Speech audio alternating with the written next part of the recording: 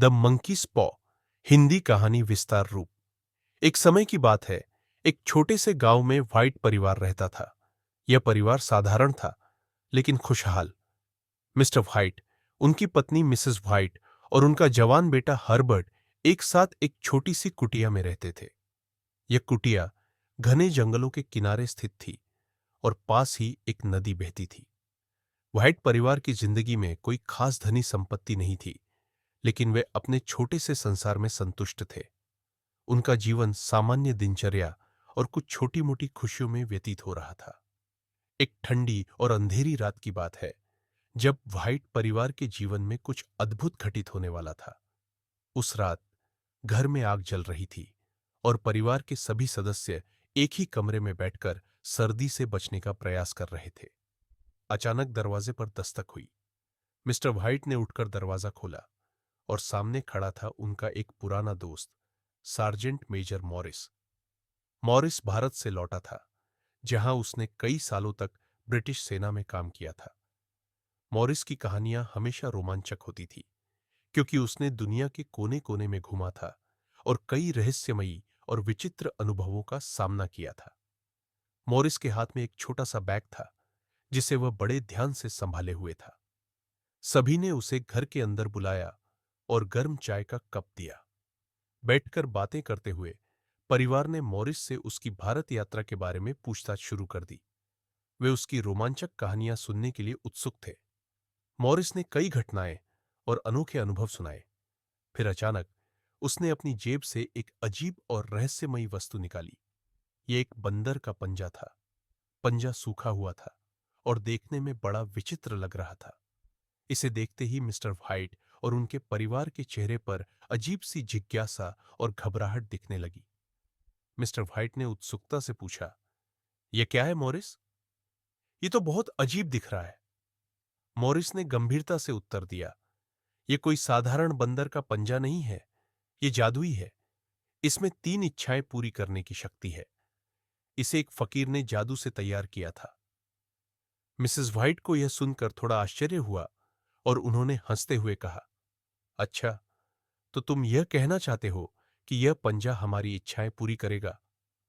Morris ने गंभीर स्वर में कहा, हां, यह इच्छाएं तो पूरी करेगा, लेकिन हर इच्छा की एक भयानक कीमत होती है।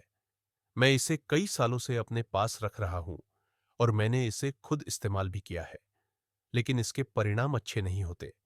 यही वजह है कि मैं इसे नष्ट करना चाहता हूं। मिस्टर व्हाइट ने इसे ध्यान से देखा और कहा, अगर यह इतना खतरनाक है तो तुम इसे अब तक क्यों रखे हुए हो? मॉरिस ने गहरी सांस ली और कहा, शायद यही मेरी भूल थी। मैं इसे फेंकना चाहता था, लेकिन हर बार मुझे डर लगता था कि क्या होगा अगर कोई और इसे पाले। अब मैं इसे हमेशा के लिए नष्ट करने जा रहा हूं। यह कहकर मॉरिस ने पंजे को आग में फेंकने का प्रयास किया, लेकिन मिस्टर व्हाइट ने उसे रोक लिया। अगर यह इतनी शक्तिशाली वस्तु है, तो क्यों ना इसे हम रख ले? हो सकता है हमें कभी इसकी जरूरत पड़े, उन्होंने कहा। मॉरिस ने चिंता से भरकर मिस्टर व्हाइट को देखा और कहा, मैंने तुम्हें चेतावनी दे दी है। जो भी हो, इसे संभल कर इस्तेमाल करना। मैं अब जा रहा हूं, लेकिन याद रखना, यह खेल नहीं है। मॉरिस के जाने के बाद व्हाइट परिवार ने पंजे के बारे में चर्चा शुरू की। हर्बर्ट, जो कि एक युवक था, ने मजाक में कहा, पापा, अगर यह सच में इच्छाएं पूरी करता है, तो क्यों ना हम 200 पाउंड की मांग करें? इससे हम अपना घर सुधार सकते हैं। मिसेस व्हाइट भी हर्बर्ट की बात से सहमत हो गई और हंसते हुए बोली, हां, अगर यह सच में इच्छाएं पूरी कर सकता है, तो हमें कुछ फायदा क्यों ना उठाना चाहिए। मिस्टर व्हाइट ने थोड़ी हिचकिचाहट के साथ पंजे को उठाया और उसकी ओर देखते हुए कहा, ठीक है, मैं देखता हूं कि क्या होता है।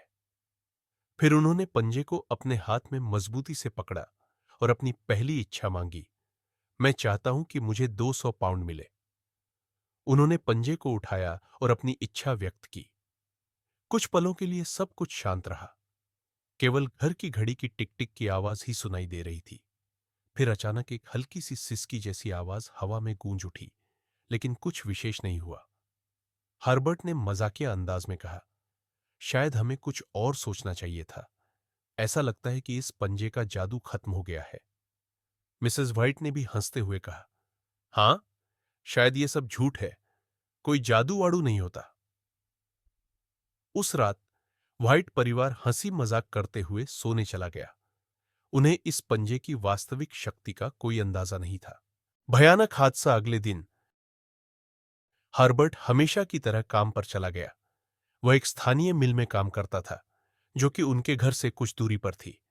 मिस्टर और मिसेस व्हाइट घर पर ही थे जब दोपहर में उनके दरवाजे पर दस्तक हुई। मिसेस व्हाइट ने दरवाजा खोला तो सामने एक अजनबी खड़ा था।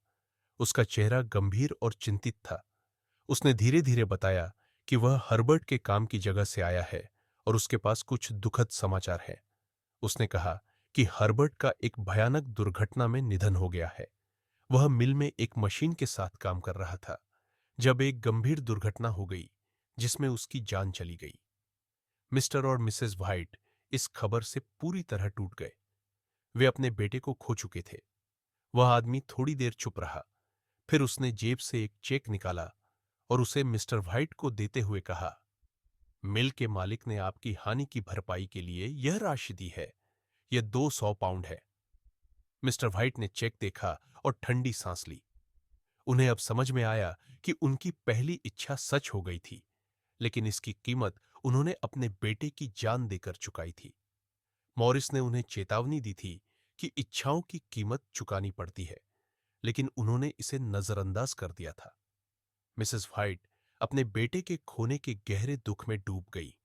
वह हर दिन रोती रहती थी और बार बार कहती थी, अगर हम उसे वापस ला सकते तो मैं कुछ भी करने को तैयार हूं। दूसरी इच्छा। कुछ दिनों बाद मिसेस व्हाइट ने अचानक कहा, हमारे पास अभी भी 2 इच्छाएं बाकी हैं। हमें हर्बर्ट को वापस बुलाना चाहिए।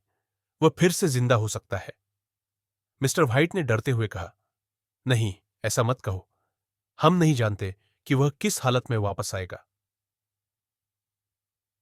हमने अपनी पहली इच्छा से क्या खो दिया, यह तुम्हें याद है ना? लेकिन मिसेस व्हाइट ने जिद पकड़ ली। वह किसी भी कीमत पर अपने बेटे को वापस चाहती थी। उनका दिल उनके बेटे के लिए तड़प रहा था और वह किसी भी हालत में उसे वापस लाना चाहती थी। मिस्टर व्हाइट अपनी पत्नी के दबाव में आकर बंदर का पंजा उठाने पर मजबूर हो गए। उनकी आत्मा में डर और असहजता थी, लेकिन उन्होंने पंजे को उठाया और दूसरी इच्छा मांगी, मैं चाहता हूं कि हर्बर्ट फिर से जिंदा हो जाए। कुछ पल के लिए सब शांत रहा। परिवार के सभी सदस्य इस इंतजार में थे कि कुछ अजीब घटित होगा। फिर अचानक दरवाजे पर दस्तक हुई। यह सुनकर मिसेस व्हाइट उत्तेजना से भर गई। हर्बर्ट, वह वापस आ गया है। शिक्षा। 1। लालच बुरी बला है। जब हम अनियंत्रित लालच के पीछे भागते हैं तो अंततः हमें हानि उठानी पड़ती है। 2। प्राकृतिक क्रम का सम्मान, भाग्य और प्रारब्ध का अपना स्थान होता है और उसमें हस्तक्षेप करना अनिश्चितता और आपदा को बुलावा दे सकता है। 3। अपेक्षा और यथार्थ।